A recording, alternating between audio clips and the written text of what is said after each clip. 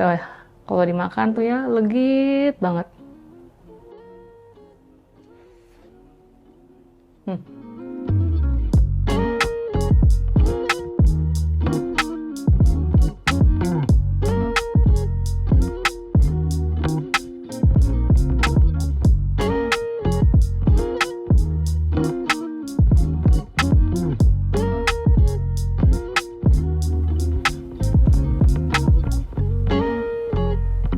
Hai guys, welcome back to another series dari Bolu Kukus. Nah, hari ini kita mau bikin bolu pandan ketan hitam kukus yang lembut, enak banget dan gampang bikinnya. Jadi ini cocok banget buat ngeteh, buat ngopi, apalagi buat kalian yang nggak punya mixer kan. Yuk langsung aja kita mulai. Jadi kita akan bikin bolu kukusnya itu nanti setelah gue bikin telur yang ngembang, kita akan bagi dua adonan. Yang pertama kita kasih rasa pandan, yang kedua kita pakai ketan hitam. Jadi ini bakalan legit banget, bukan jenis bolu kukus yang fluffy gitu, lebih yang kayak lembut-lembut legit, enak banget karena ada kayak bite-nya gitu loh. Dan jangan lupa juga resep lengkapnya kalian cek di description box. Jadi di sini gue udah pisahkan yang pandan, ada tepung, ada santan, ada minyak. Yang sebelah kanan tepung ketan hitam, santan juga, dan juga ada minyak. Jadi kalau bolu kukus itu menurut gue idealnya itu pakai minyak. Karena apa? Karena kan dia kukus ya, bukan dipanggang. Metodenya beda.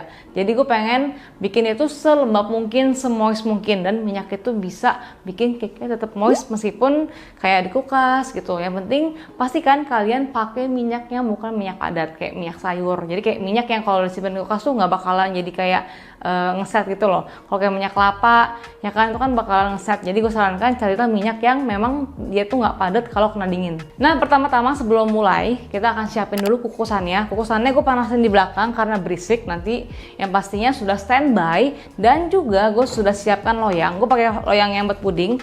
Ini kalau buat kukusan sih aman banget, dan sudah gue poles dengan mentega. Ini diameter 20 cm. Kita pecahkan 4 butir telur. Nanti setelah kita kocok barengan gula, SP, vanila, dan juga garam, baru kita akan bagi dua. Baru kita akan aduk secara terpisah si pandan dan juga si ketan. Garam, vanila. Kita langsung aja satset, kita masukin ya gula pasir. Dan di sini gue ada emulsifier, SP. Oke, sekarang ini kita kocok sampai dia tuh ngembang kental berjejak.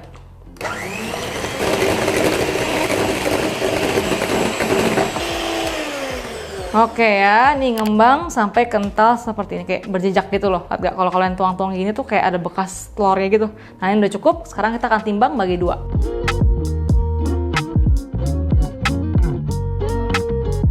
Oke, ini totalnya ditimbang bagi dua per adonannya 176.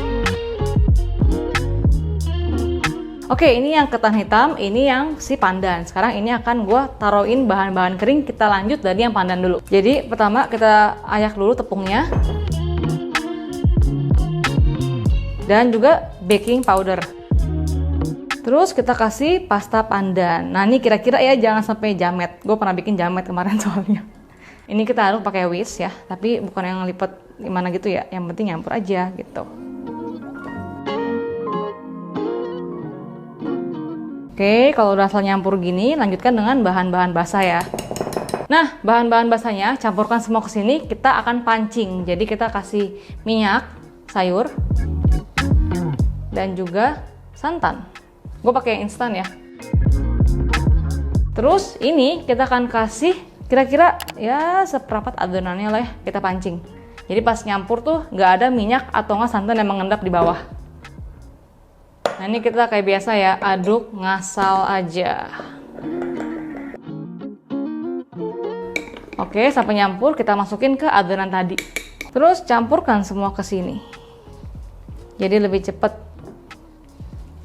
Terus ya, ini kita akan aduk melipat. Jadi hasil akhirnya harus tetap kental. Tuh lebih cepet kan? Oke ya. Kalau udah kayak gini, udah cukup, lanjut ke yang ketan hitam. Lanjut, ketan hitam persis ya, sama cara bikinnya, bedanya tepungnya doang dan kita nggak pakai pasta. Ayak. Baking powder. Sama ya, aduk-aduk sampai rata. Jadi aduknya jangan terlalu heboh, Tapi menurut gue kalau aduk tepung pakai whisk lebih gampang aja kayak gini. Oke, ini udah cukup. Sama persis, lanjutin pancing adonannya. Oke, biar irit cucian kita pakai bekas hijau tadi ya, sama minyak, santan.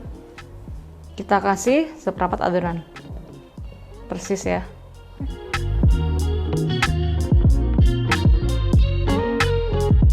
Terus sama ya, ini kita akan aduk memancing. Jadi sampai nyampur dulu. Terus tuangkan kayak tadi ya, kita folding sampai rata. Terus di folding deh. Udah gitu doang.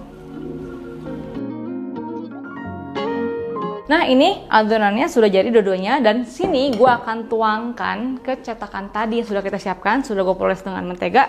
Nah, gue akan taruh itu kayak selang-seling gitu loh. Jadi nggak akan gue marble. Yang penting adonannya saling numpuk satu sama lain. Jadi kayak apa ya? Kalau dicampur kan ini kan coklat ya. Ini kan ketan hitam, pandan. Kalau di marble takutnya jadi abu-abu. Jadi gue nggak aduk, cuma tuang-tuang doang. Jadi taruhnya selang-seling sampai habis ya. Ya, biar cakep aja sih.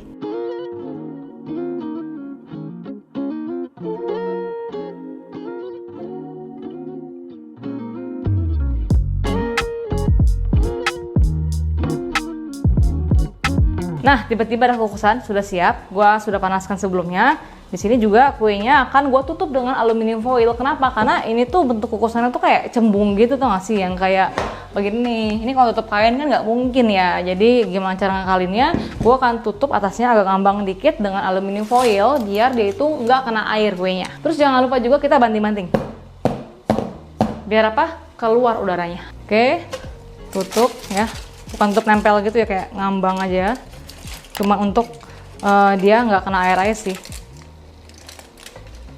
Oke, tutup, kita kukus di api sedang ya selama kurang lebih 30 menit. Oh ya, gue mau ingetin kalau gue sudah keluarin buku pertama gue, Baking at Home by Luffy Taho. Kalian bisa dapetin di e-commerce atau enggak di Gramedia terdekat. Oke, udah mateng. Ini kita akan angkat. Ternyata totalnya itu 35 menit. Ini kena aluminium foil dikit tapi nggak apa-apa. Tusuk. Tuh ya, udah mateng tuh ya, empuk banget. Kita angkat. Oke ya, ini nggak panas karena ini plastik kan. Kita akan balikin. Kita mau keluarin gitu. Terus coba-coba goyang-goyang dikit biar lepas. Kita balik. Oke. Dan jadinya seperti ini. Cadang. Tuh ya, empuk banget teksturnya. Nah, sekarang tunggu sampai dia nggak panas lagi baru kita potong.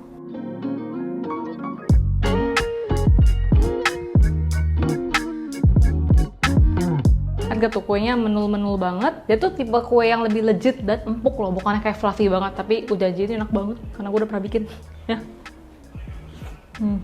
Nah, jadi lembut ya, ada rasa ketan hitam dan juga ada pandan. Jadi kalau dimakan bareng tuh wah enak banget sih. Ini buat ngopi the best.